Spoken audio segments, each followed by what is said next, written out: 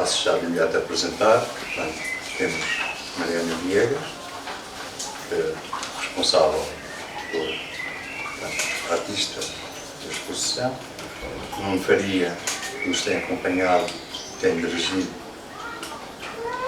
um projeto para o Porto Santo, no qual a Mariana Viegas se integra, e o Paulo Pires do Val, que, entre outras coisas, é, enquanto comissário da Plano Nacional das Artes, está a nos ajudar a implementar uma intenção de intervenção da arte na comunidade escolar de Porto Santense.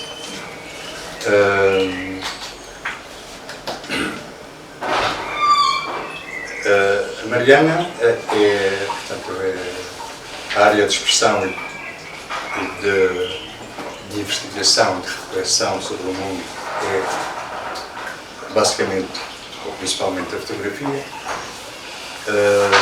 O Nuno Faria é um dos atuais, o Nuno e o Paulo, que ambos são docentes, ambos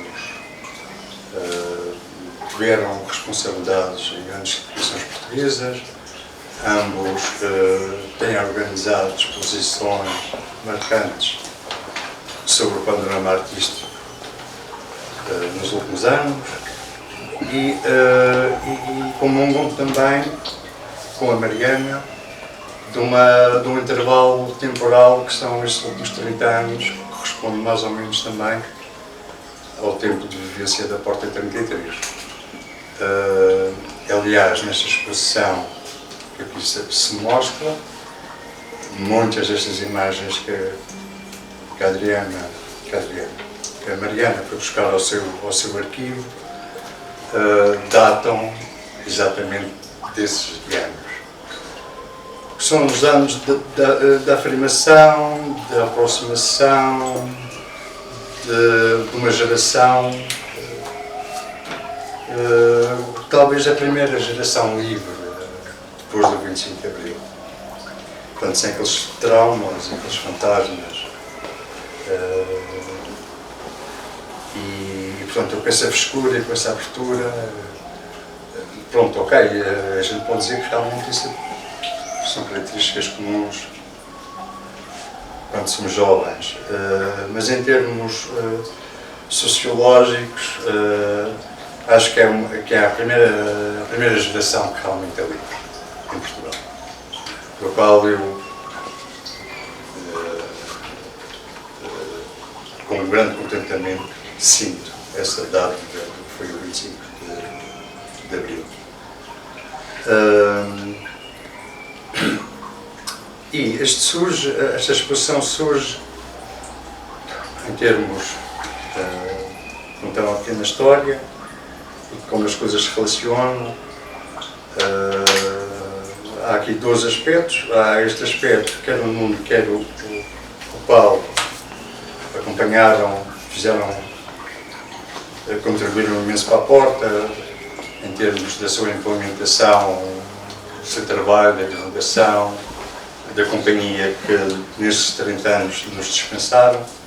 Mariana esteve algum tempo fora do nosso país, viveu durante muitos anos na Dinamarca, mas por infeliz, Mariana liga-nos em novembro de 2019, porque queria visitar a nossa amiga comum, a Lourdes Castro. Quando digo a nossa amiga comum, digo a amiga comum de muitos dos presentes aqui, do Paulo, do Nuno e da Mariana, obviamente. E a Mariana esteve cá uma semana, a viver aqui na Porta, e pronto, e ao Caniço, à casa da Lourdes, visitá-la com muita frequência.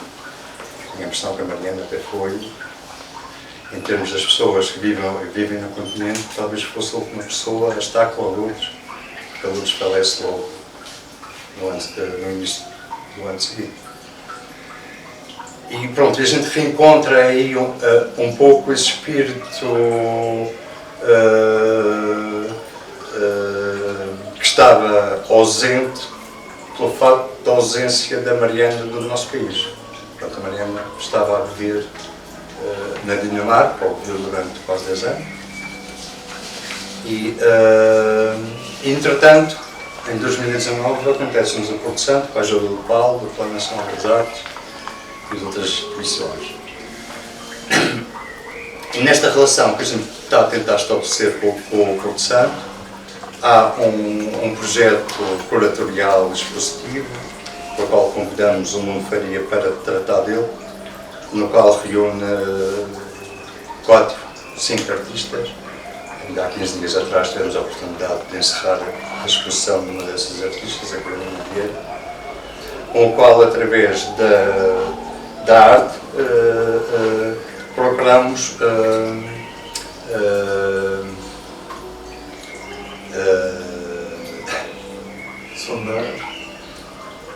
sondar, sim, interrogar, sim, e ver se realmente comunidades tão afastadas do que é o pensamento, especialmente proveniente das artes visuais, possa contribuir com uma certa dignificação, com uma certa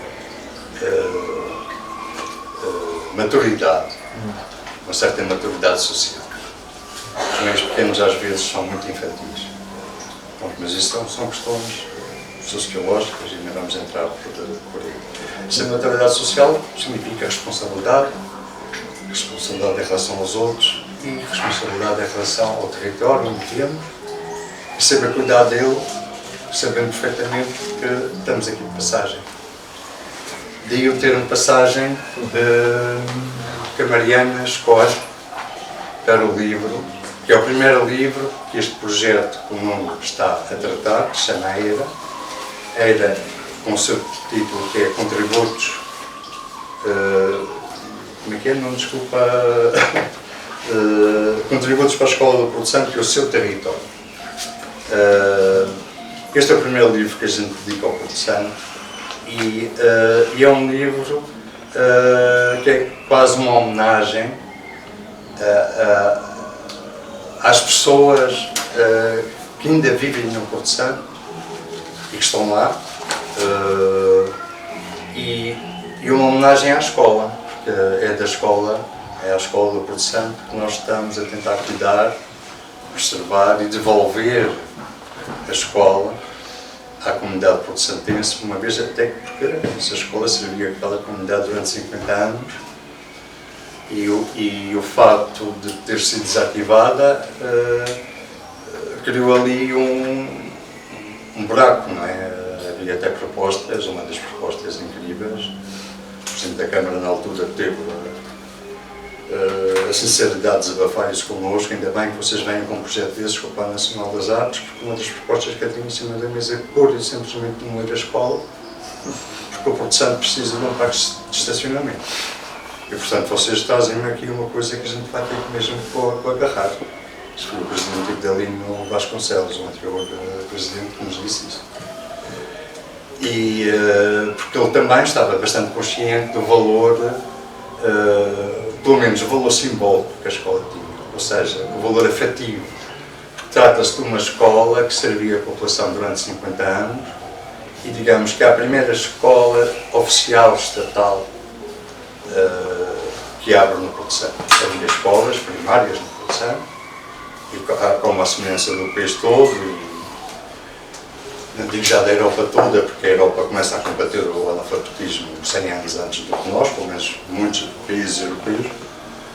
As escolas também funcionavam em casas de pessoas dotadas, letradas e portanto, e que contribuíam para a democratização do ensino e para o combate ao analfabetismo, como vocês sabem. Portugal só conseguiu dar um grande passo também com o 25 de Abril. Mas isto para dizer que realmente, e aí chegamos à qualidade arquitetônica do edifício da escola, porque aquelas crianças, estamos a falar de uma escola primária, foram felizes naquelas sucessivas vagas gerações de crianças. Hoje em dia elas têm estes rostos. Esta senhora ainda é mais ou menos nova, Mas há aqui já rostos envelhecidos, portanto, estamos aqui a falar de pessoas que começaram a frequentar a escola nos anos 60, quando ela abriu, e os últimos, que são os mais meninos, foram aqueles últimos que beneficiaram da escola. E a Mariana conseguimos reunir este grupo de pessoas em 2 semanas de trabalho.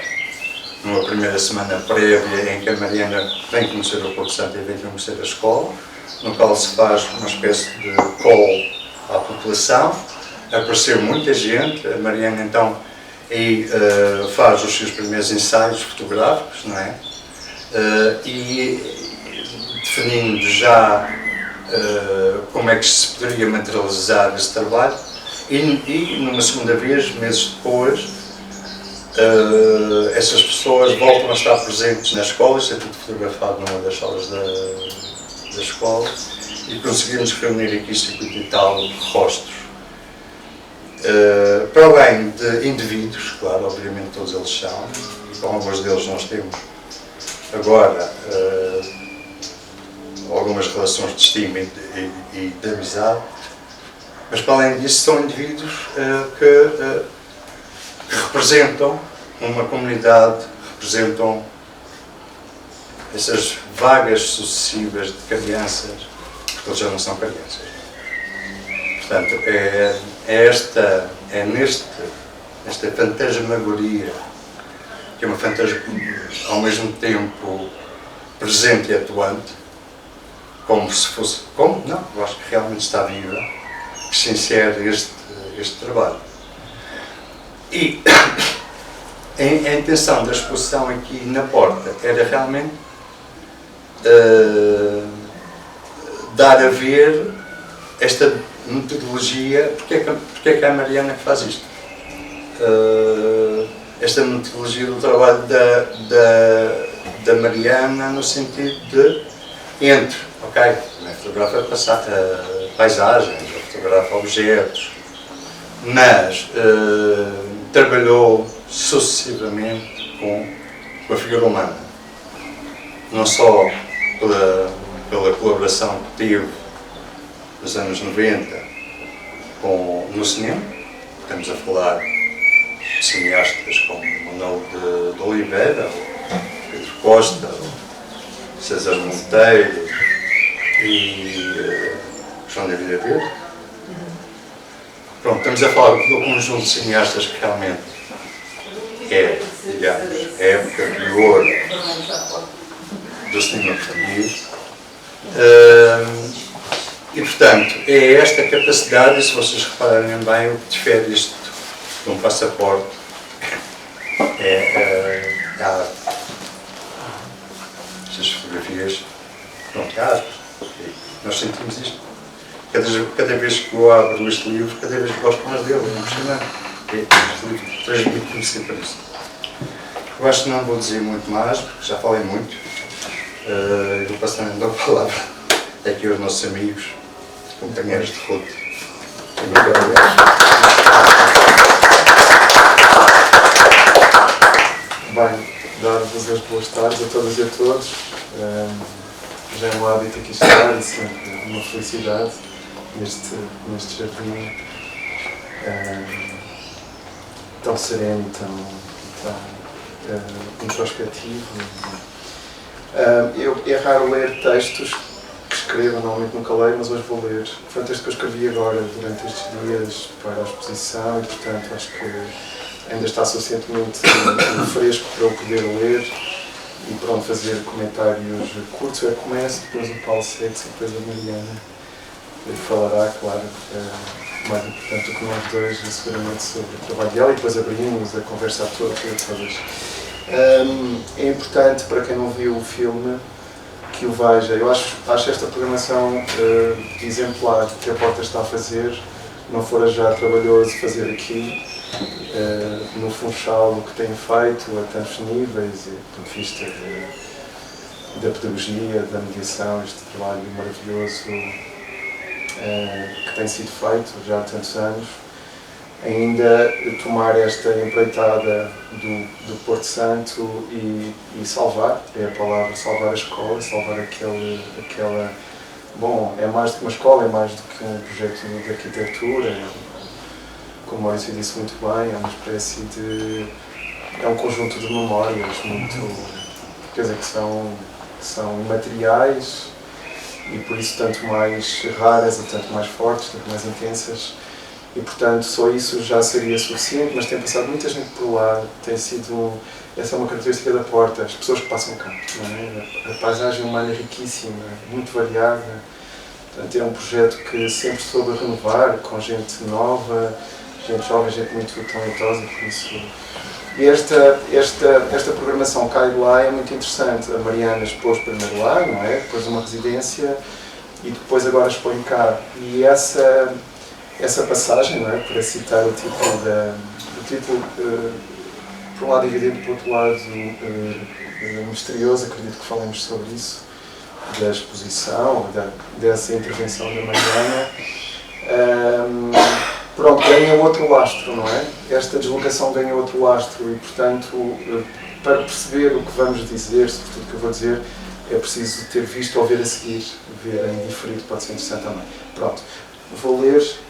É a letra 18, não se assustem quando me preparo, mas isto vai errar.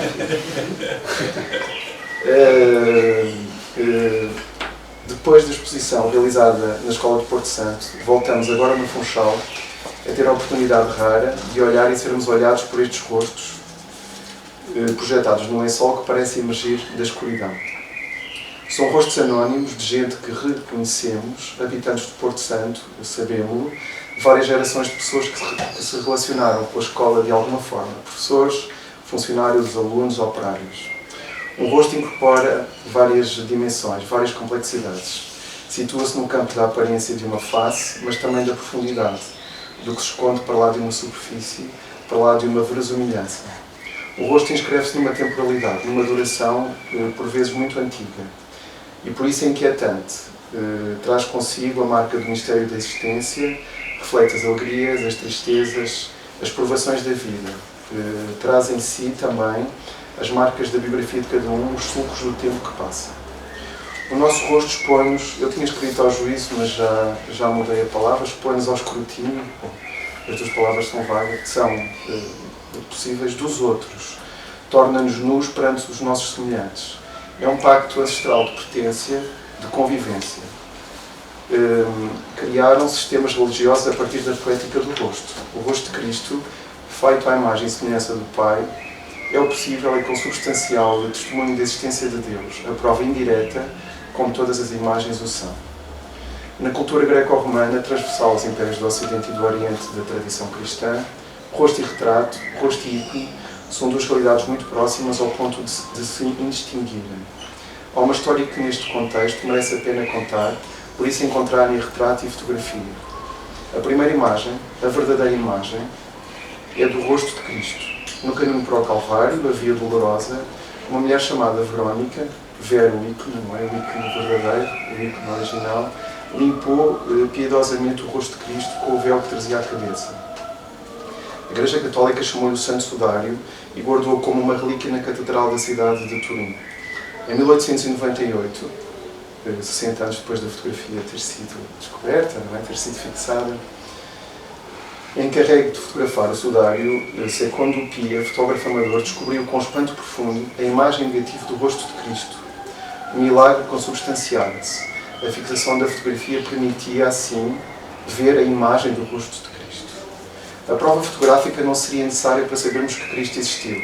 Temos para tal as memórias de muitas mulheres e homens que testemunharam o encontro com esse grande agitador de espíritos, esse homem raro que mudou o rumo da história da humanidade. O que a fixação da fotografia permitiu, na década de 30 do século XIX, foi de perceber melhor a poética da imagem positivo e negativo e as implicações que tal viria a ter na questão do retrato, cuja prática existe para nós há mais de 2000 anos. Eu falo um pouco daqueles que são os primeiros retratos da história da humanidade, do ponto de vista ocidental, não é? Falo um pouco no texto, no livro, que é um texto muito diferente deste, no livro Passagem, né, que o Maurício mostrou. São os retratos do Fayum, que são retratos estranhos, porque são retratos, quando olhamos, são retratos dentro do cânon ocidental, na realidade inventam o cânon ocidental, mas feitos no Egito Antigo, quando sob a dominação romana. Portanto, são retratos que têm um sincretismo, uma mistura estranha e perturbadora e muito misteriosa. São retratos funerários, são retratos que foram feitos para a escuridão, para cobrir os rostos das múmias, mas que foram feitos em vida dos mortos por vir, não é? Portanto, são coisas mesmo... Eu diria que não há melhores retratos na história da humanidade. Talvez um ou outro da Mariana. Dir-se-ia que a fotografia existe desde sempre. Pelo menos aquilo é que poderíamos chamar uma intuição fotográfica na relação com as coisas no mundo. Os reflexos em superfícies como a água, a projeção da própria sombra na parede das cavernas que serviam de abrigo aos nossos antepassados, até as alucinações provocadas por estados alterados de consciência, como o sonho, são outras tantas experiências que desde cedo fizeram ceder os humanos a uma percepção fotográfica da realidade, uma percepção feita de imagens. Por altura do século XVI, pintura e fotografia cruzaram-se para não mais se separarem, antes da fotografia existir. Em busca de uma apreensão mais perfeita, uma rendição mais perfeita, ou mais realista da realidade, as pessoas, objetos, entre outros, os pintores inventaram um dispositivo que teve ampla repercussão. Chamaram-lhe câmara clara ou câmara lúcida. Este dispositivo mudou a pintura, sistematizou uma nova forma de enquadrar os assuntos da pintura, trazendo antes, mesmo da fotografia ter sido fixada, um modo fotográfico à produção de imagens. Eu aqui costumo dizer que esta angústia que os pintores sentiram, ou que os historiadores de arte sentiram, os historiadores de arte são muito angustiados, porque não fazem, não é? Só comentam, que sentiram sobre a morte da pintura, não é? Fala-se muito. É algo que não existe, nunca existiu. Os pintores percebem isso muito bem, porque foi a fotografia que fez reviver a pintura, não é? Nós vemos, olhem para um Vermeer, pensem num Vermeer, o corte da imagem é um corte fotográfico, porque o Vermeer usava a câmara lúcida e, portanto, é uma cena completamente artificial, é um enquadramento fotográfico. Portanto, a pintura, a fotografia, antes de o ser, a fotografia mudou, de facto, o rumo da pintura e atualizou mesmo ontologicamente, não somente tecnicamente, o que é muito interessante. Esse dispositivo mudou a pintura, a câmara lúcida, sistematizou uma nova forma de enquadrar os assuntos da pintura, trazendo, antes mesmo da fotografia ter sido fixada, um modo fotográfico à produção de imagens. Acho que já tinha dito. É preciso conhecer esta história para tirarmos consequências profundas da reflexão em torno das imagens. A fotografia é mais do que um processo ou de um conjunto de técnicas. É uma forma de compreensão da realidade que nos abarca, de nós mesmos e da nossa passagem pelo mundo. E uma das formas mais antigas de registrar essa passagem é através da produção de retratos. Há-os de todos os géneros, de todos os ângulos, uma longa tradição que convoca desde sempre artistas e aspirantes a artista. O retrato é uma prática a um tempo comum e sagrada. Sim, comum talvez seja uma boa palavra, laica e sagrada, uma coisa que hesita entre estas duas dimensões. Profano é uma boa palavra, vou tomar nota. Profano, mas comum também, não é? Sim, sim. Profano.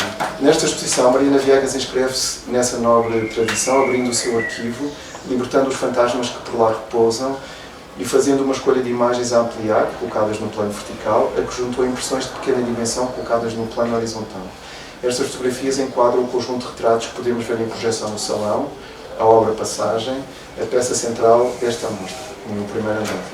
Este conjunto de imagens dá-nos uma boa amostra, ou dá-nos uma boa amostra, que nos últimos 30 anos tem sido a prática de Mariana Viegas. Os temas por ela abordados, a maneira como foi definindo os seus interesses, como foi apurando o que chamamos de estilo. Nelas vemos um leque muito alargado de assuntos, pessoas, paisagens, objetos, lugares, gestos, retratos e autorretratos.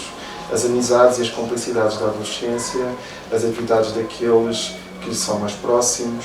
A fotógrafa desenha um leque de complicidades com o seu meio. No começo do seu percurso, trabalhou com alguns cineastas portugueses mais importantes, como Maurício disse, Manuel de Oliveira, João César Monteiro ou Pedro Costa. Fotografar pessoas para preparar cenas, para testar o guarda-roupa, para avaliar a relação dos atores e atrizes com a câmara. Também fez muito retrato, fotografando os protagonistas do renovado e florescente contexto cultural português, Não admiro que o seu olhar tenha sido moldado por visão dos autores com quem colaborou e com as figuras que fotografou. A fotografia é sempre uma forma de relação, um ritual iniciático, uma forma de produzir empatia e de troca de energia entre duas entidades. Pode ser uma paisagem, uma árvore, um objeto, etc. A exposição atende a um espaço performativo em que um pequeno estúdio foi montado para que os visitantes possam experimentar o ritual do retrato ou do autorretrato. Na mesma sala, podemos também descobrir desenhos realizados por crianças e jovens e oficinas concebidas e coordenadas por Carolina Vieira, a partir de um diálogo com Mariana Verdes, usando variadas técnicas de formar e produzir imagens, assim como diferentes materiais. Os desenhadores perscrutam o próprio rosto ou os rostos uns dos outros, num face-a-face por vezes insólito, outras perturbador, seguramente sempre inspirador, a avaliar pelos espantosos resultados. E é tudo, obrigado.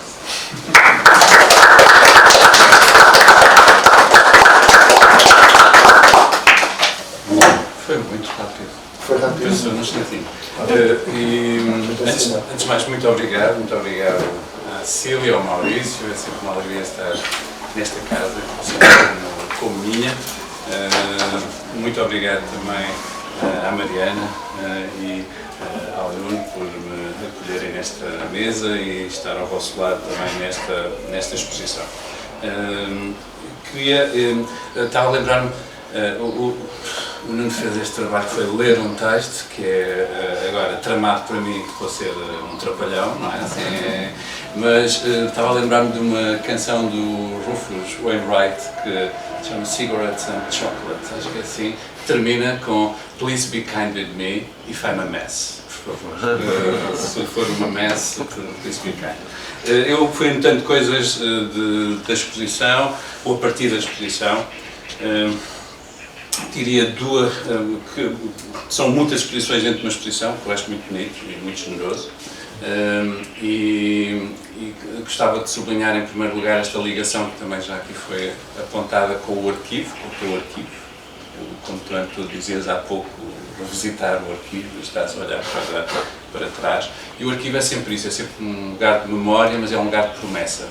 E esta exposição mostra já que tem muito, promete muito. E já aqui também, não apenas retratos que foste buscar ao arquivo, mas de alguma maneira também ele próprio é um retrato teu. Um arquivo é sempre um retrato de quem ele faz. Por outro lado, é também mostrar como o arquivo é um lugar vivo. Nós até podemos chamar arquivo morto, mas na verdade está vivo na medida em que aquilo que interessa da história, como dizia o José Matoso, aquilo que lhe interessa do passado, um grande historiador, como José Matoso dizia, é o que permanece vivo. E permanece vivo a inquietar-nos hoje, permanece vivo a ajudar-nos a compreender melhor o hoje. E por isso, ires buscar ao teu arquivo também estes materiais, estas obras, para poder perceber melhor o que está lá em cima ou o que está aqui neste livro, acho muito inteligente e muito interessante. O José Matoso também dizia, citando os Evangelhos, que já aqui também foram amplamente referidos, citando os Evangelhos, que aquilo que está morto, no sentido de deixai os mortos sepultar os seus mortos, não interessa aquilo que está morto, interessa precisamente aquilo que permanece vivo. E uma exposição a partir do arquivo é sempre isso, é sempre escolher, definir lá aquilo que permanece vivo para ti e para nós hoje. E encontramos retratos, sim, mas encontramos também lugares, espaços, encontramos objetos fotografados, e isso mostra como há qualquer coisa que é mais inquietante, que é olhar para um objeto. Eu, na altura da economia, fazer o mesmo, olhar para um objeto como olhamos para um retrato e ficar à espera que ele olhe para nós também de volta. E de alguma maneira é como que dizer que o objeto deixa de ter um significado, ou ele significa qualquer coisa e ele passa a ser, ele é. Da mesma maneira que nenhuma pessoa retratada tem um significado, não é? Ou seja, não significa nada. Isso é muito poderoso. Eu acho que ao juntar esses vários elementos, na constituição até de um retrato de alguém, dar-lhe essa dimensão que o Nuno também já apontou, que é uma espécie de excedência. Há sempre qualquer coisa que excede num retrato. que não tem a ver apenas com aquela pessoa. E como eu vou tentar mostrar, que é um espelho também nosso, é sempre um espelho. Ou seja, há assim uma espécie de paradoxo. Ao retratar uma pessoa, estás a retratar alguém que é indivíduo, é aquela pessoa em particular, com as suas rugas, com a sua história, com os seus traços fisionómicos, mas há qualquer coisa que ultrapassa isso, e é esse o paradoxo, que é assim uma espécie de um esvaziamento desses traços individuais e permitem encontrar-nos todos nós naquele retrato. Esses, eu julgo, são os grandes retratos, em que deixa de ser apenas aquela pessoa, ou melhor, ao ser aquela pessoa, também somos todos, estamos lá todos.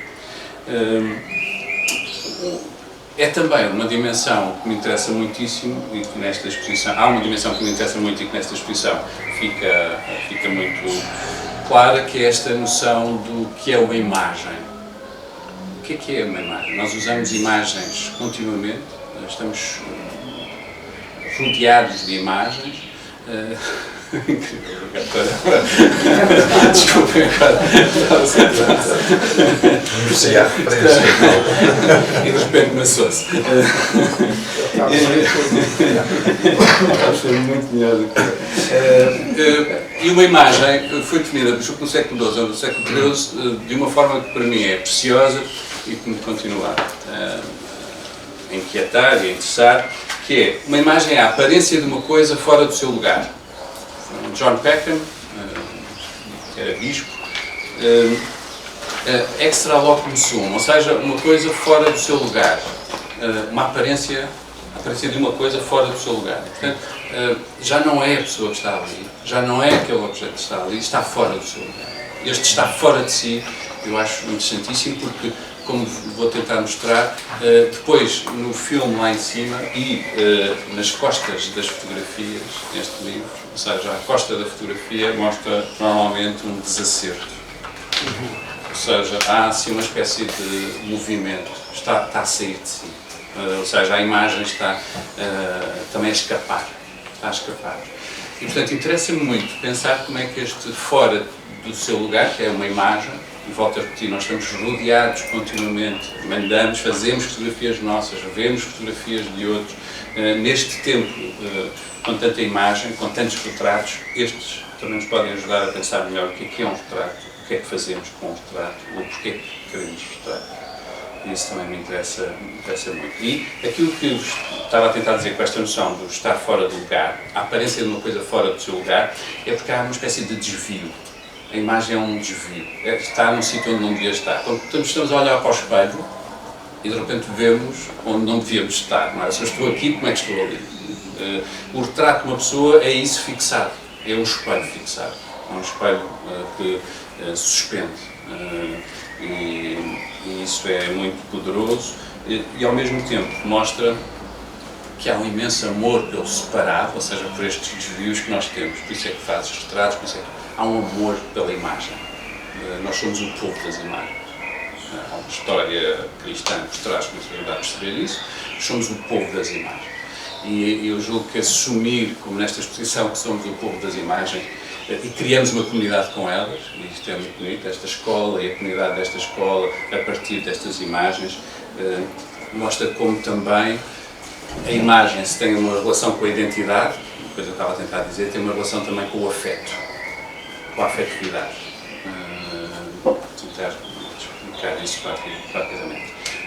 Dizia, no entanto, que neste filme lá em cima e no livro, sobre retratos, aquilo que percebemos é que um rosto é muito difícil de fixar, mesmo quando aparentemente o está. E eu gosto disso neste livro, que é de repente dar-nos o rosto com um desacerto fantasmático, em fuga. Lá em cima também. E o que é muito bonito também porque mostra que há uma história, ou seja, há uma temporalidade.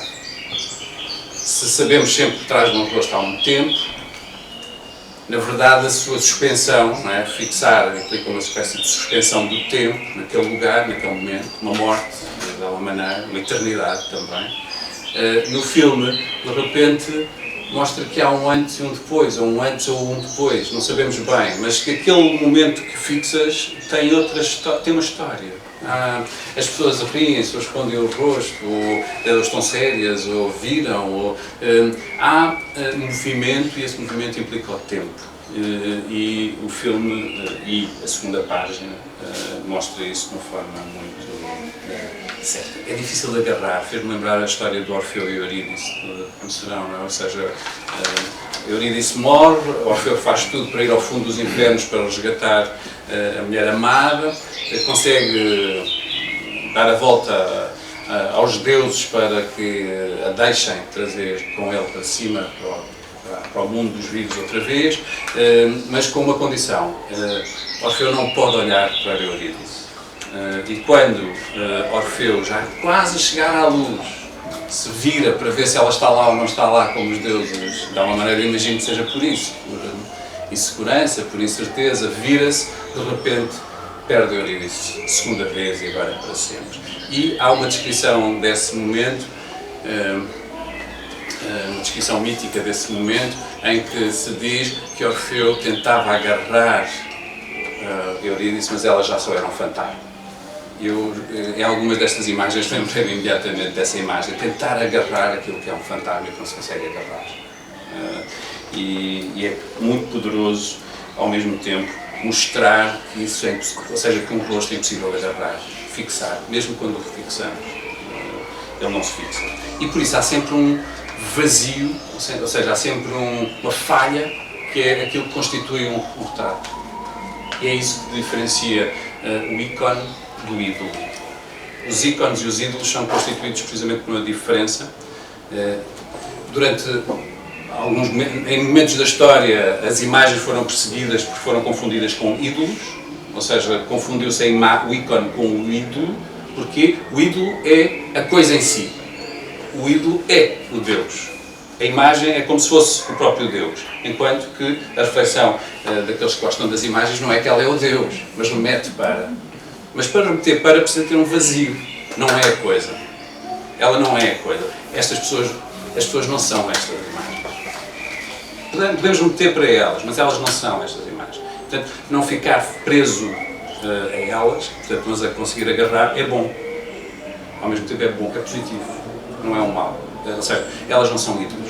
E ao transformarmos-las em ídolos, tentamos, julgo, fazer um mau serviço à imagem ou a apontar para o lugar errado na imagem. Portanto, elas estão em saída de si, em desacerto. Uma vez fiz uma conferência sobre o Tolentino, que está ali também fotografado, que era precisamente sobre a questão do desacerto na obra do Tolentino. Interessa manter esse desacerto e gosto muito na exposição disso. Aliás, gosto muito na exposição outra coisa, que tem a ver também com essa conferência, que é a ideia do partido. Aquela fotografia que eu te dizia que gosto particularmente, em que uma espécie de vaso de vidro, não é? Um contentor de vidro que está em cacos e que alguém, a mãe, tenta recuperar, não é? Ou seja, essa ideia julgo que é muito bonita e assim uma espécie de metáfora também do resto. É tentar apanhar os cacos. É isso que tentamos fazer de alguma maneira, porque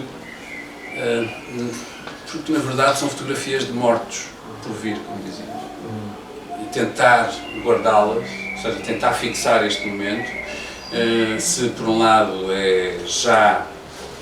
são já fantasmas, sabemos que são fantasmas por vir, porque todos morremos.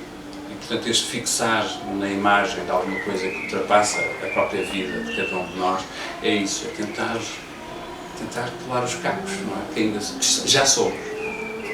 Que já somos.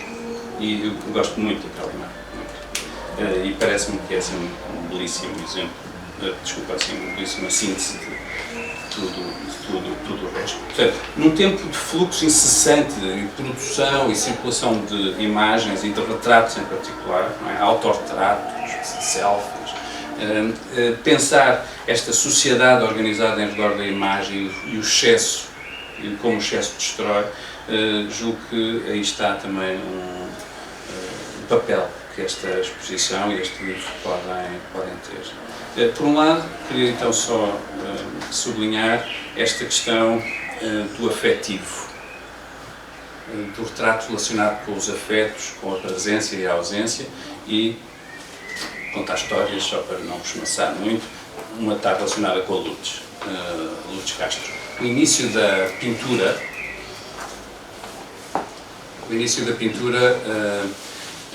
segundo, há um início mítico da pintura, que seria o Narciso, que tentou abraçar a sua imagem nas águas, não é? Ou seja, tentar abraçar a imagem das águas é aquilo que tenta fazer um artista visual, tentar apanhar uma imagem.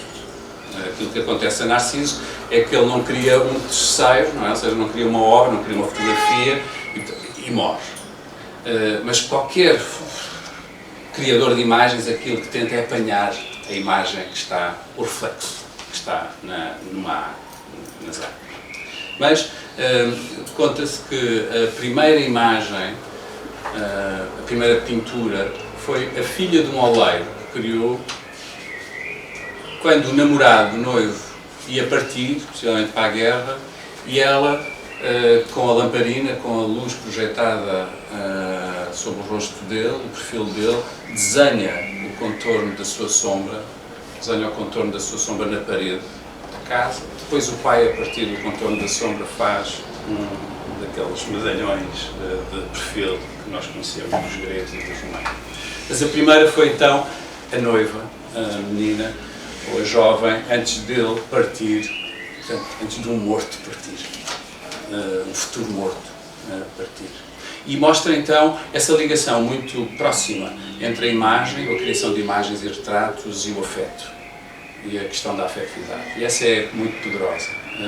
Nós criamos imagens por amor à imagem, mas por amor àqueles que retratamos. De alguma maneira, é também por eles, ou para eles, que o fazemos. Por outro lado, essa questão da passagem que está no título, esta ideia de somos, ou estamos em passagem, e somos passageiros.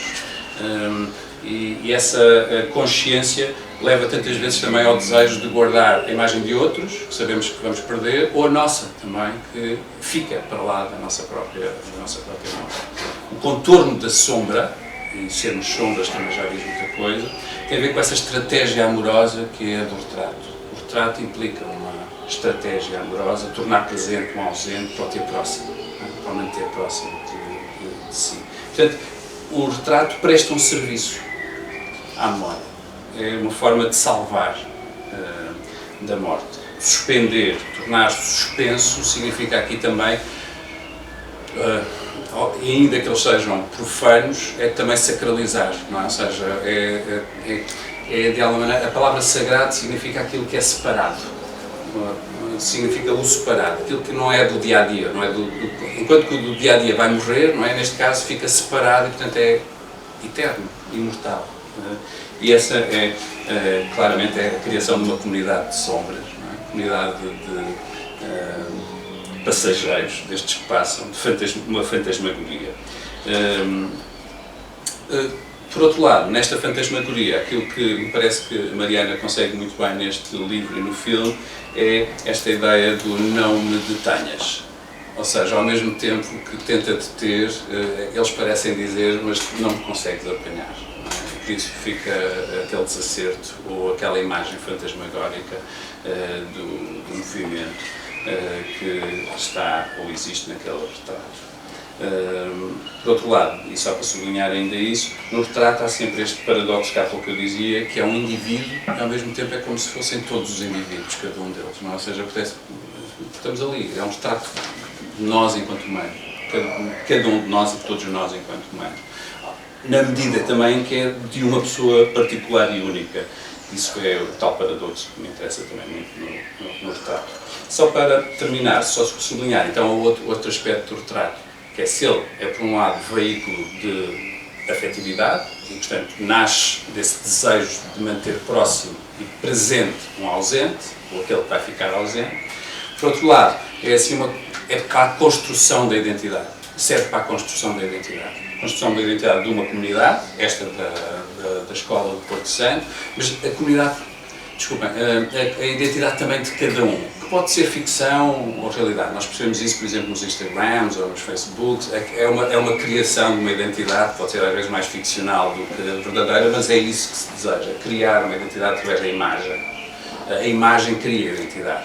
E às vezes cria identidade não... Ou melhor, é criadora de identidade por vir, no sentido não é já que existe, é aquela que gostaríamos de, ou que queremos, ou desejamos. E então há, do ponto de vista também histórico, uma ligação muito curiosa entre o retrato, o espelho, e a questão da ética. Não apenas da estética, que esse é o desvio que no contemporâneo pode ser perigoso só, mas o da ética. E há uma história muito curiosa, duas aliás, tem a ver com o espelho e com o retrato. Esta ideia do retrato moral seria uma espécie de unidade consigo próprio, de cada um se conseguir tornar melhor. Ou como se diz agora nos livros de autoajuda, a melhor versão de si mesmo. Ou seja, que está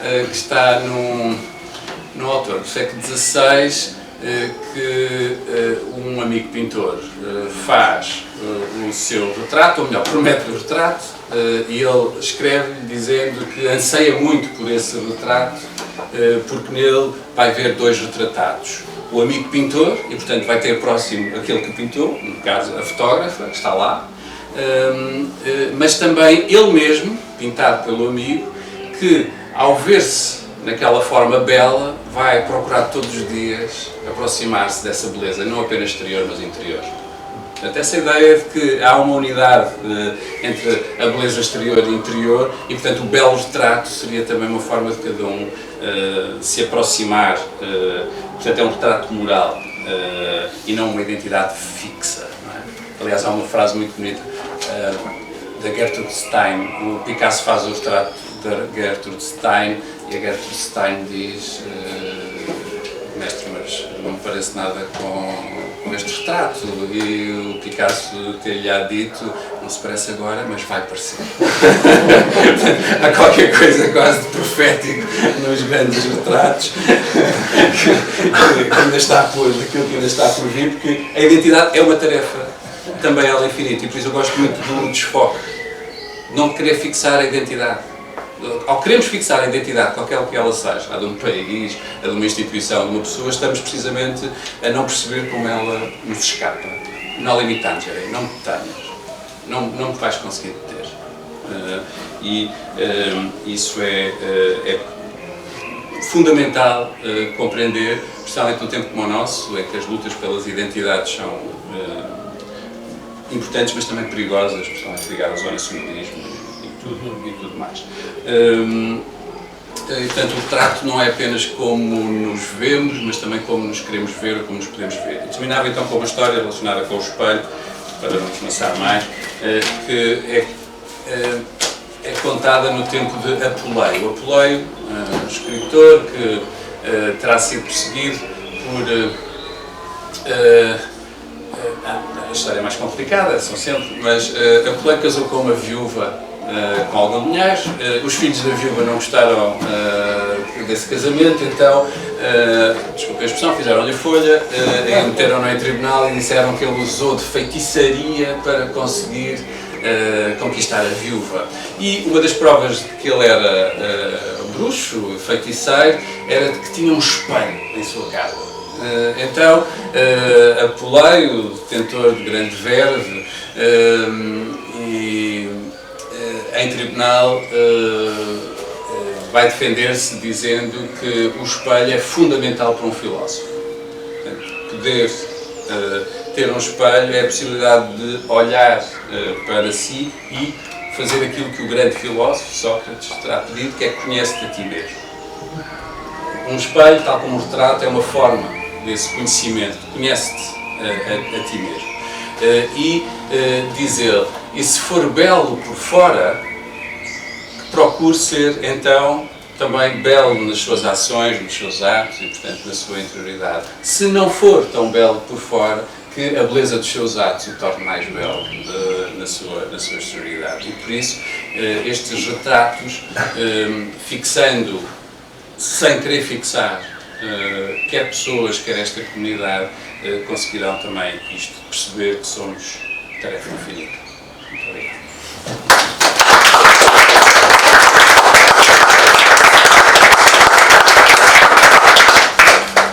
E gosto muito desta imagem vazia, de uma cadeira vazia. Uma bela escolha para... Obrigada. Obrigada a mim. Obrigada à porta, a Carolina, ao Lourdes. E obrigada por terem vindo. Eu sinto-me agora naquele momento em que já se disseram coisas incríveis e que não sei o que é que hei de dizer. Aceito imensas perguntas, ou algumas perguntas. A exposição começa com uma cadeira vazia, outra vez, não é? Este vazio da passagem ou do... Há uma cadeira vazia outra vez lá em cima para tirarmos uma fotografia. Sim, aceito perguntas, não sei o que é. Aceito que comece a conversa. Eu gostava de saber se foi difícil voltar ao arquivo, olhar para o arquivo, como é que foi isso? Foi muito difícil. Já não está a ser, mas houve uma altura em que foi. Foi difícil fisicamente, foi voltar a mudar de casa, voltar a Portugal, ter 20 caixas, começar a pôr as fotografias outra vez em ordem, em sequência. E foi recentemente, talvez no último ano, começar a escolher fotografias e começar a utilizar fotografias do arquivo em exposição. E isso é a parte que é talvez menos difícil, por um lado, mas por outro lado implica sempre uma perda, não é? Ou seja, por um lado, eu quando estou a olhar para o arquivo hoje em dia, estou ainda há bem pouco tempo estava com essa sensação que é, eu estou sempre a confrontar-me com aquilo que podia ter feito melhor e que não fiz, aquilo que fiz muito bem e não voltei a fazer, a minha juventude, a minha própria juventude, não é?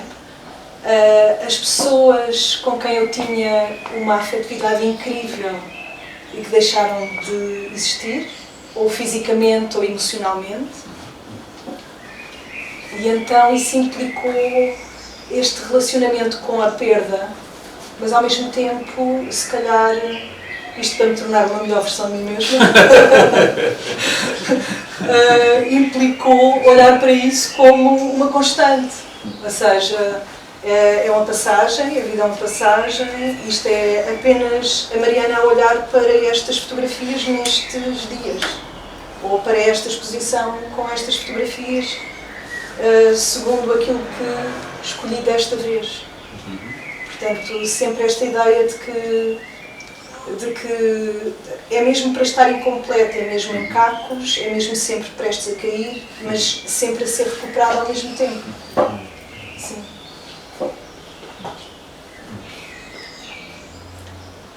Eu, como dizia há pouco, gosto muito dessa ideia de que há um futuro no passado, não é? Ou seja, essa ideia de que um arquivo também está pleno de promessas, e isso eu acho muito poderoso, ainda com todo o sofrimento. Sim, há uma questão que no primeiro texto nós abordamos relativa à peça, que é a questão do anónimo, não é? Porque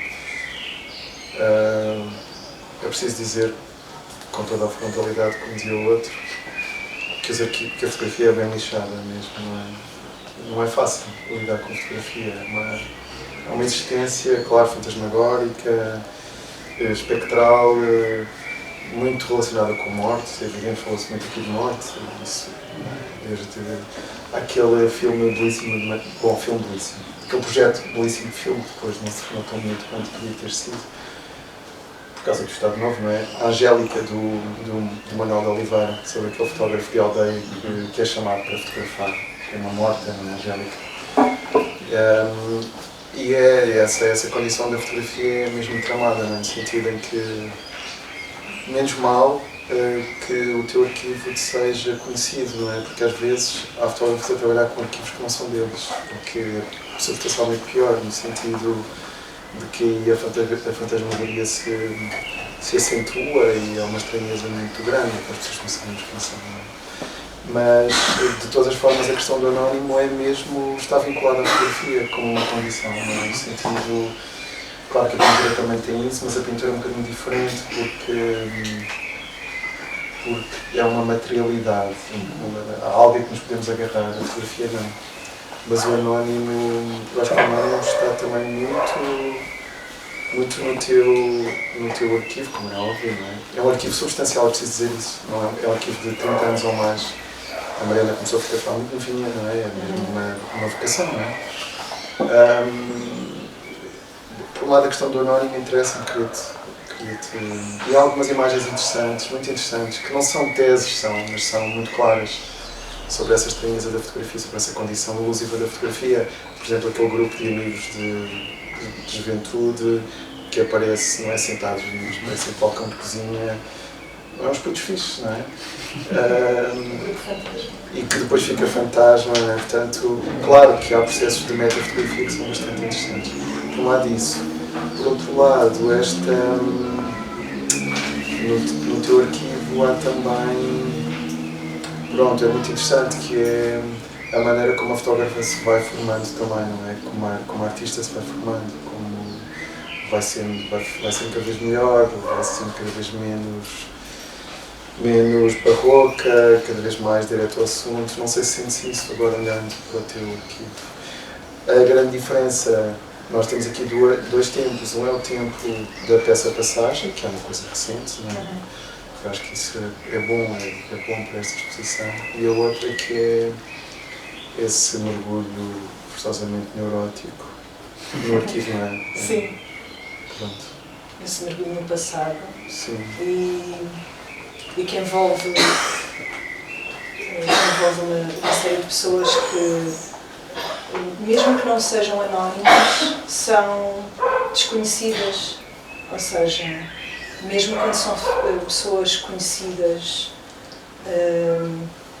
há naquele momento em que estás a tirar a fotografia uma ligação, mas depois essa ligação fica impressa, mas estabeleceu-se só momentaneamente. Não é? Outras pessoas não. O grande amigo Hermínio e outros amigos não. Mas há muitas pessoas que são. E também daí aquela mesa ter aquele friso de pessoas completamente anónimas. E aí sim fotografadas enquanto pessoas anónimas para um estudo de guarda-roupa, para um trabalho que era feito na altura com método analógico e que agora seria feito num instante com um telefone.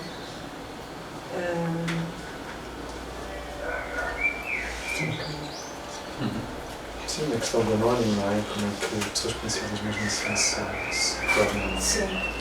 E depois há essa permanência da fotografia de repente eu ficar mesmo a conhecer bem, por exemplo, a Ana Moreira ou a Dalila do Carmo, embora eu só tenha estado com elas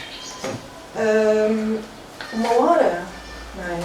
Eu realmente fiquei a conhecer tão bem todas as pessoas que fotografei do Porto Santo. Passei tanto tempo com elas e conheço-as tão bem que é muito estranho, porque na verdade eu não, até na grande maioria, não lembro dos nomes, porque também foi bastante intenso, não é? 50 e tal pessoas numa semana, imagina, não é? Foi bastante intenso. E também chegar, como é que chegas no processo de tirar a fotografia a esse momento em que estás em união com essa pessoa, que é um momento mais ou menos É um momento que é esperado, porque senão também não tem. Se não temos um Instagram, para isso temos um Instagram. Como é que descolas da pessoa toda essa identidade para o outro, até chegares a um momento em que a pessoa tem, no fundo, está despida da sua identidade, mas ao mesmo tempo não está, porque está mais próxima de ti, e o que interessa é essa proximidade. Essas pessoas permanecem anónimas para mim, de certa forma, mas fiquei a conhecê-las muito bem, porque elas olharam-me e eu pude olhá-las, não é? E essa, como tu dizias, é uma troca energética, não é? É mesmo. Sim.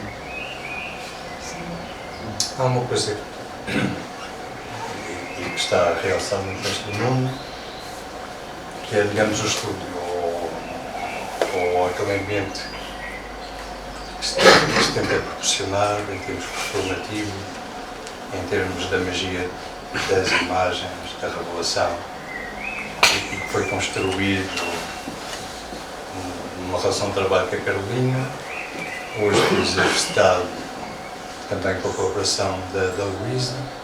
A Luísa, como sabem, passa a maior parte do tempo a tratar dos grupos do Porto Santo.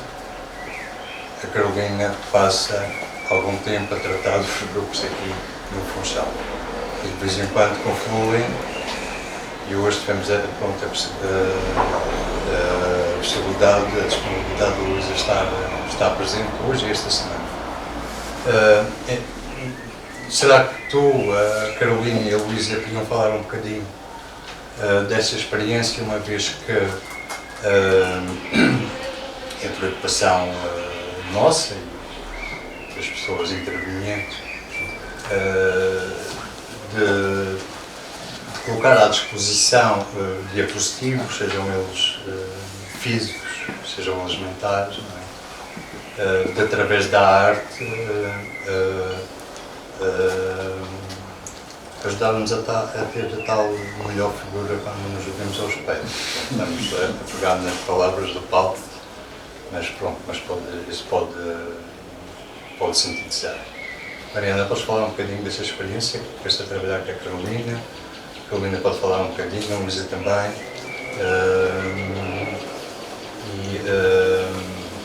E pronto, isto também eu acho que isto são, digamos, inícios de caminhadas, apesar desta caminhada já estar a ser desenvolvida para aí há 5 ou 6 anos aqui na Porta e no Porto Santo, com maior intensidade, depois da Luísa ter conseguido disponibilizar a disponibilidade para estar lá mais tempo.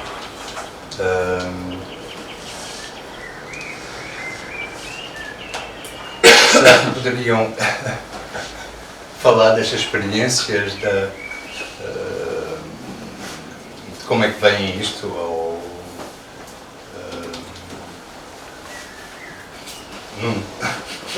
Eu gostava muito de ouvir, acho que este processo foi um processo incrível, quer dizer, pôr crianças... Foi tão bonito, hoje... Estas crianças já não têm tempo. Hoje de manhã saíram para aí 15 crianças, todas elas com uma máquina fotográfica, cada uma melhor que a outra. À tarde, eram aí 9 ou 10 crianças, repetir-se a mesma cena, elas felizes com isso.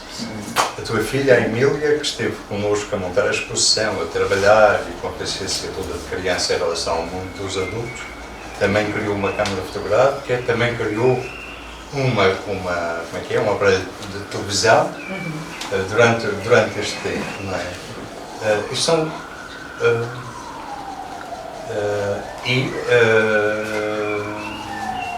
sem entrar em juízos que realmente casaria grave, que é complicado, e os pais, lamento que os pais não tenham essa percepção de como dar uma coisa destas a uma criança a ocupar 8 horas ou 10 horas, uma criança que está em formação a ficar desconectada com o mundo através disto. Mas não é disso que felizmente estamos a tratar, não é? Mas pronto, como há realmente este grande envolvimento, este grande amor, que é uma palavra também que sou sublinhada, enquanto ato fotográfico, enquanto aquilo que nós imprimimos ao mundo, né, na relação que criamos com ele. Se pudessem falar um bocadinho, uma vez até que está a ser registado, será um arquivo morto, mas como testemunho acho que seria interessante se pudessem dizer algumas palavras sobre isso. Eu posso falar não do que aconteceu aqui, mas da exposição da Mariana no Porto Santo com as pessoas do Porto Santo. Foi que isso aconteceu. A exposição foi visitada pelas pessoas do lar, pessoas em cadeira de rodas, as pessoas do centro de dia, que foram lá, a Universidade Sénior, os jovens do 5º ano da Escola Francisco Freitas Branco, e todos eles em ambiente de silêncio. Tinham som, mas confrontaram-se com aquelas imagens. E foram momentos curiosos houve alguns momentos até de choro por parte dos mais velhos. Houve uma pessoa que até ficou muito, sentiu-se mal, teve que ir à rua, porque o confronto com o rosto, e depois muitos deles conhecem as pessoas que estão ali. E então estabelecia-se quase uma ligação de uma mãe a dizer: oh, meu filho tão bonito, oh, meu querido, meu filho mais velho. E depois de vermos o filme, que são cerca de 20 minutos, 21 minutos, fizemos exercícios sobre a prática do desenho e do rosto, de uma coisa muito mais técnica, porque me interessava não tão... Eles saíam de lá, ficavam de tal forma e sentiam uma certa exaltação, uma certa emoção, comoção, que depois ia sempre para um trabalho de assentar, de enraizar, de chegar à terra, porque eles tinham estado noutra dimensão, que aquelas figuras, naquele espaço fechado, comunicavam em 20 minutos, é muito forte. Aqui não tem esta percepção, e estive lá em cima a ver, mas aquela sala enorme da cantina, e com 3 metros e meio de imagem, criou sempre, e então eu sentia sempre uma necessidade de voltar a trazê-los à terra. E então, através de exercícios da prática do desenho, do rosto, da métrica, de como olhamos, e pronto, acho que foi um desafio, nunca tinha passado por uma coisa que é trazê-los assim, é este confronto, porque eles estavam a olhar para os outros, mas no fundo também estavam a reconhecer em si ligações familiares, ligações amorosas e ligações de infância. Muitos diziam: era a minha primeira professora. E isto foi... Eu acho que este testemunho era importante para passar. Carolina, queres falar um bocadinho do início deste processo? Só vamos chegar para aqui para o ver Mas o que nós fizemos aqui no Funchal foi um bocado pegar no que a Luísa já tinha feito em trabalho contínuo do Porto Santo, só que aqui havia uma diferença, nós estamos a trabalhar com uma exposição que ainda não tinha acontecido. Eles nunca tinham visto as imagens, a não ser no livro. E então, para mim, eu achei que era importante aproximá-los do que era o processo mágico da fotografia e dessa relação com o desenho. Como eu não disse, a fotografia já existia, para a pintura antes da fotografia existir como método de fixação, através das câmaras escuras, das câmaras lúcidas e desses instrumentos ópticos que ajudavam ao desenho. E eu e a Mariana estamos a falar, estamos a trocar ideias e a tentar construir esses objetos para mostrar aos miúdos como é que era possível usar aparelhos ópticos que ajudassem ao desenho e que ajudassem nessa magia da revelação. O desenho é uma revelação e depois as caixas que eles construíram é outra, são janelas diferentes de ver o mundo. E depois também pô-los a olhar para outras pessoas, esse tal confronto com o outro e consigo próprios, porque nós fizemos muitos desenhos de autorretrato com um espelho e para eles era muito difícil olharem-se e conseguirem transpor essa reflexo para o papel. E depois também fizemos muitas brincadeiras, como eu gosto muito daquele retrato do Parmigiani num espelho côncavo, e nós tivemos a trabalhar o desenho com o reflexo, eles estiveram a olhar para superfícies distorcidas, até para tirar o peso dessa tentativa de desenhar-se a si próprios na perfeição e transpô-los para o papel. Então essa distorção ajudava muito a um afastamento de si próprios. Eles gostaram muito disso. E hoje foi essa aproximação total à fotografia, em que nós fomos lá para fora com as câmaras escuras, tivemos a falar como é que o olho funciona e dessa magia da câmara escura e de ver as imagens através de um pequeno visor e de um orifício. Como é que o mundo entra dentro de uma caixa. E move-se. E move-se, sim, eu estava a dizer, estou a ver um filme, e através do papel vegetal tem mesmo essa coisa de... eu imagino, acho que há um documentário do David Hockney que fala sobre esses processos ópticos na fotografia e no desenho. Sim, nós vimos este Sim, nós vimos. E tem uma parte em que ele diz que ele está dentro de uma câmara escura e está a ver as coisas que estão a ser projetadas lá fora dentro da câmara, e ele estava a dizer que devia ser muito mágico há 500 anos atrás estar a ver um filme em movimento, que era isso. Mas ainda mais que há 500 anos atrás também aqui. Mas ainda mais que há 500 anos atrás Exato. É verosímil, não é? Que os homens da pré-história tenham tido acesso a imagens em movimento, não é? Uma imagem que se projeta no fundo de uma gruta pelo mesmo processo, não é? E portanto, isso é fascinante, não é? Porque depois as cenas pintadas que têm sempre movimento, as cenas gravadas em Foscoa. Quem ainda não foi a Foscoa é obrigatório ir ver. Pronto, a nossa visão da arte muda totalmente. Já nem se põe a questão se aquilo é arte, senão, não é? Houve essas hesitações. Mas é obviamente arte, havia artistas, nem toda a gente gravava, havia marcas autorais e havia este sentido de movimento, claro, de cinema, havia o sentido de cena também, de uma distância, portanto, eu acho que não evoluímos muito, o que é bom, não é? A evolução não é assim uma coisa muito não se recomenda. O que é bom, as coisas essenciais mantêm-se.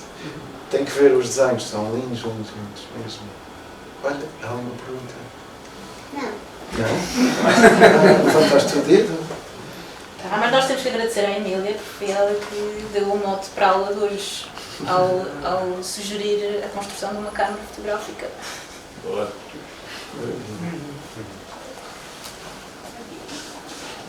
Sim, esta ideia de olhar, mesmo que seja por um visor deste tamanho, e ter a realidade toda neste bocadinho, foi muito interessante ver como as crianças reagiram a isso. Como esse exercício tão simples se tornou uma coisa tão... Foi muito entusiasmante. Sim, e olhar para aqueles retratos hoje em dia, eu acho que é muito forte, porque as distorções, o face-a-face, nesta altura em que toda a gente se quer parecer com toda a gente, não é? Em que há o horror ou a rejeição do estranho, do estrangeiro, mesmo estranho em nós, acho que é mesmo importante, é mesmo comovente ver. Eu acho que realmente houve momentos assim incríveis em termos de experimentação. Quando os grupos, não só crianças como os adultos também, se confrontavam em identificar ou reproduzir um rosto, ou o rosto deles, ou o rosto do companheiro que estava ali naquele momento, ou então os rostos que a Mariana retratou e que nós imprimimos naquele livro. Portanto, isso abre realmente um campo de percepção, de interrogação, não normativo. Não é? E foi muito bonito e pronto, especialmente, vocês sabem, como as crianças se entregam de uma maneira mais descomprometida, não é? E como imprimem energia há aquilo que estão realmente concentradas a fazer, e houve momentos que eu disse aqui na porta durante este tempo todo, desta preparação da exposição, sem realmente passar pela experimentação, que é a proposta que hoje se inaugurou do trabalho da Mariana. Estou-me a lembrar que no grupo dos adultos havia uma senhora que dizia: se eu tivesse sabido isto, nunca teria sido hoteleira. Quando vi um bocadinho do documentário do David Alckmin.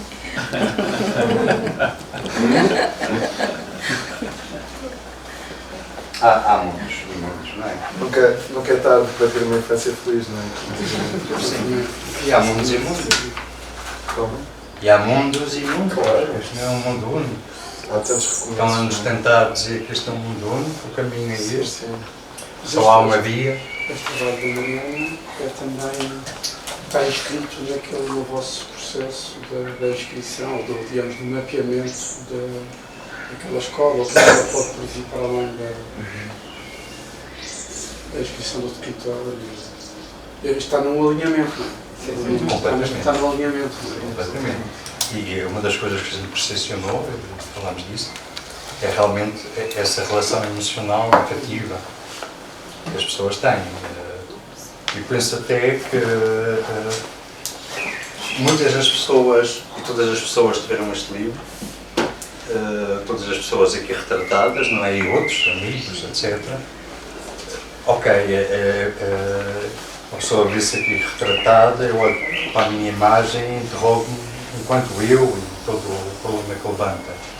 Mas na cadência e na sequência, eu acho que as pessoas sentem essa intemporalidade, ou seja, estes rostos representam uma comunidade e uma construção de uma escola, ou um momento, foi um momento longo, de 50 anos, mas que permitiu realmente esse sentido de pertença, esse sentido de enraizamento, que são palavras que hoje em dia estão a ser destruídas. Pertencer a um ciclo, enraizar-se, porque pronto, há muita confusão, muita poeira à volta disso, e claro que os oportunistas e os maus de espírito aproveitam-se disso para lançarem a violência e a opressão do outro. Não é? Quando vemos a escola de Porto Santo, Paulo, percebemos, sabes isso melhor que qualquer um de nós aqui, percebemos que a arquitetura não é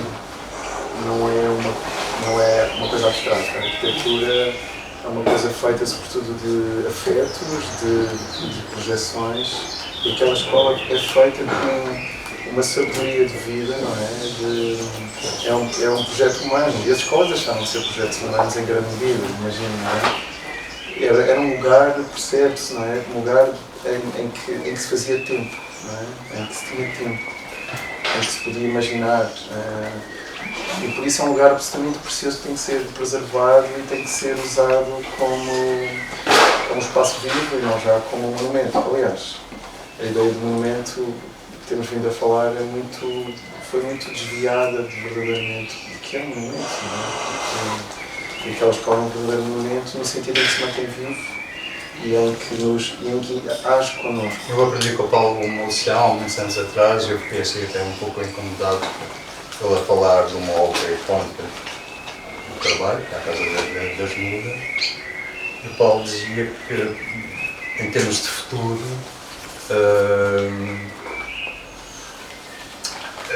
retirar essa componente da monumentalidade, mas sim da criação de relações com as pessoas. Isso para mim há uns anos atrás era uma novidade, sabes? Eu fiquei a refletir um pouco naquilo, mas à altura até não sei se foi numa entrevista, se foi num encontro público. Como é que é possível o Paulo David cria isto? Pronto, é uma obra icónica, premiada, etc, etc, e vem a retirar essa autoridade, digamos, essa autoridade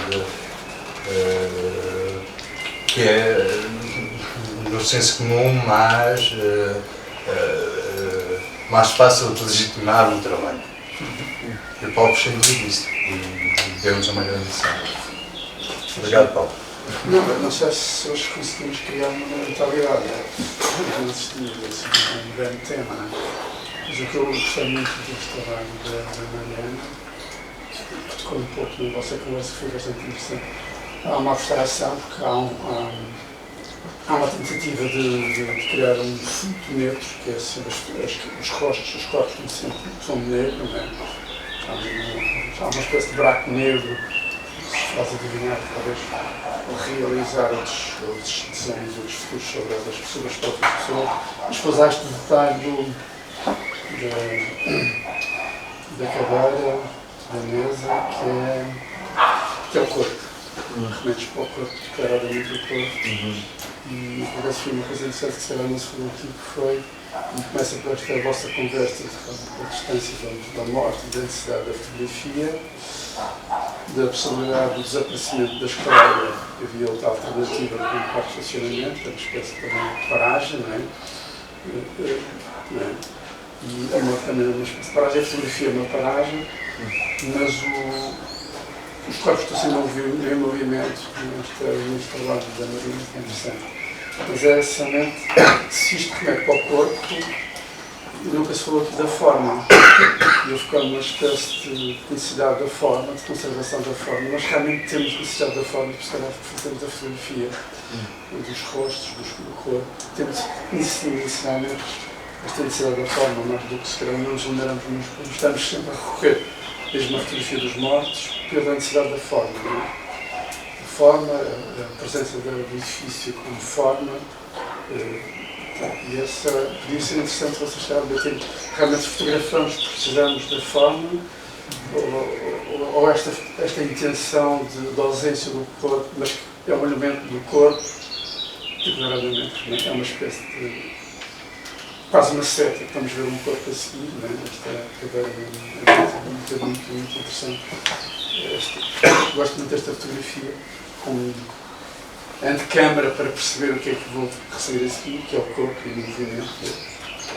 E esta necessidade da forma, o edifício é uma forma,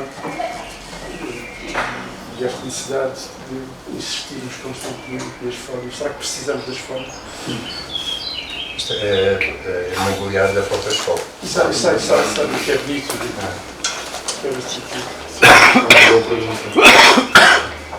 Eu acho que sim, absolutamente. Precisamos de imagem.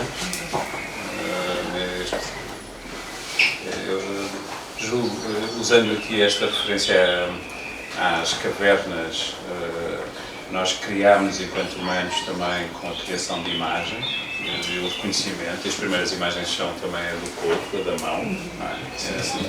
De uma mão retirada, em ausência. Já lá está essa força da imagem que implica uma retirada. No entanto, curiosamente, ao ver esta exposição, para mim foi muito menos sobre corpos e mais sobre essa experiência do fantasma da imagem. Para mim, eu estou a falar da minha experiência na exposição. Quando vejo o livro, é corpo. É corpo. Especialmente pelo não estar presente. Eu não tive essa experiência da relação com o corpo tão imediata, com estes corpos.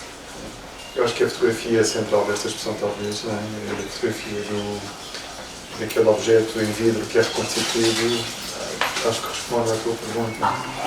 A forma é necessária, continua a ser. Continua a ser? Sim, acho que sim. Sim, está lá. Acho que sim. Sim, e é esta forma que é, agora voltando à Luziana, não, que é a forma não existe sem vazio, o vazio é a forma. E aqui nós estamos outra vez nesta questão da fotografia, da ausência, da presença. Sim. Há uma coisa que tem a ver com o corpo que é a gravidade, não é? De facto, este filme parece que não tem gravidade. Os rostos parece que estão a flutuar. Isso é perturbante, não é? Porque o corpo tem... Não é o mistério do corpo, é a gravidade, não é? Tem estamos agarrados ao chão. Mas sim, mas é o grande tema, é o grande A tema. primeira imagem é com a paixão. É incrível, é muito bonita essa imagem. E é uma imagem de memória, não é? De uma Sim, é memória comum. antecipatória, é antecipatória do que... Sim, do É uma memória comum, é uma imagem quase uma síntese da ideia da escola, não é? Acho que fotografei porque me lembrei da minha escola quando eu era pequena e as cadeiras eram assim pequenas e as secretárias, ou seja, eu estou aí nesse...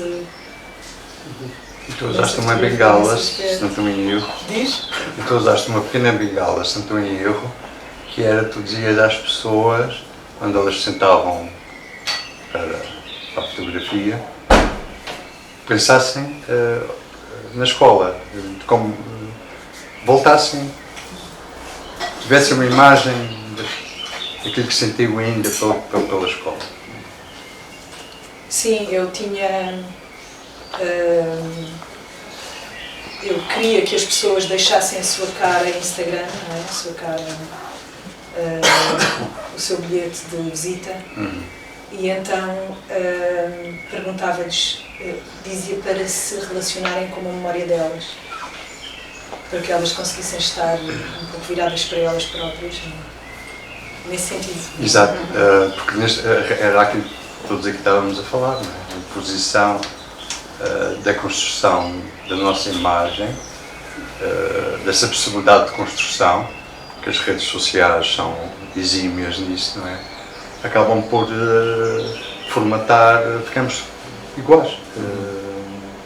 Combater isso, ou meter uma casca de banana, e foi essa casca de banana que inteligentemente soubeste, porque senão poderia ser mais difícil criar este tipo de estado de espírito, de alma. Portanto, sabemos que todas aquelas pessoas naquele momento estão a pensar no momento que estiveram dentro daquela escola, estão a pensar nelas na escola. Elas estão a pensar em si, vou ser fotografada para o futuro, depois isto vai para o Facebook e vai para o Instagram. No fundo foi uma estratégia de tirá-las dessa prisão. Desse confronto. Desse confronto, exato. De se sentirem num confronto. Eu acho que as pessoas perceberam que era uma coisa diferente, era um processo mais grave do que uma fotografia para o cartão de cidadão, não é? Para conversa. Bem, se calhar uns bolinhos, não. Fico sempre muito angustiado. Há quem não tenha visto ainda a exposição. A identidade da uma tarefa é muito interessante esta. Uma tarefa tem que ser cultivada, existe disciplina, não é? E a forma também de não pensarmos fixa. Preocupa-me imenso com essa...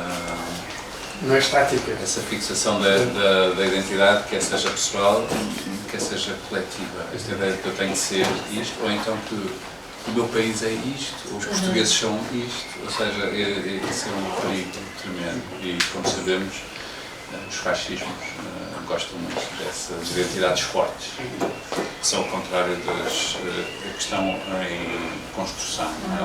Esta ideia do inacabado.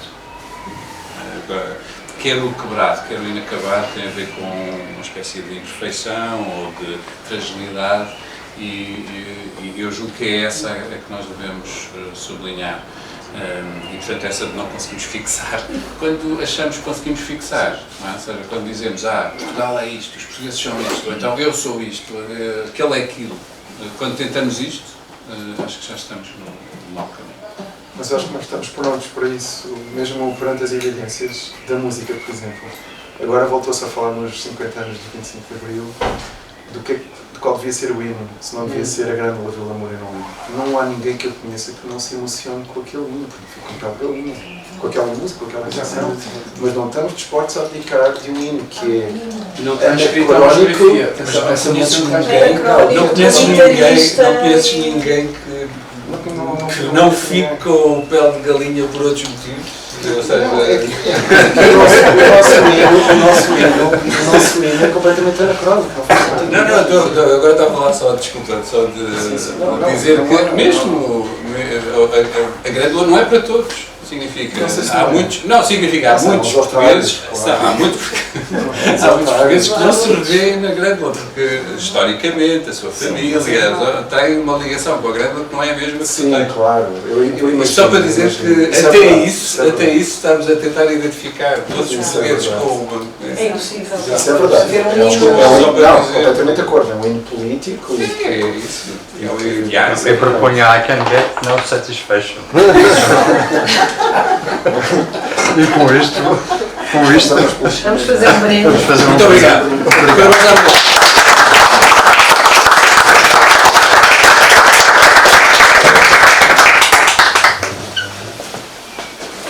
Pois é.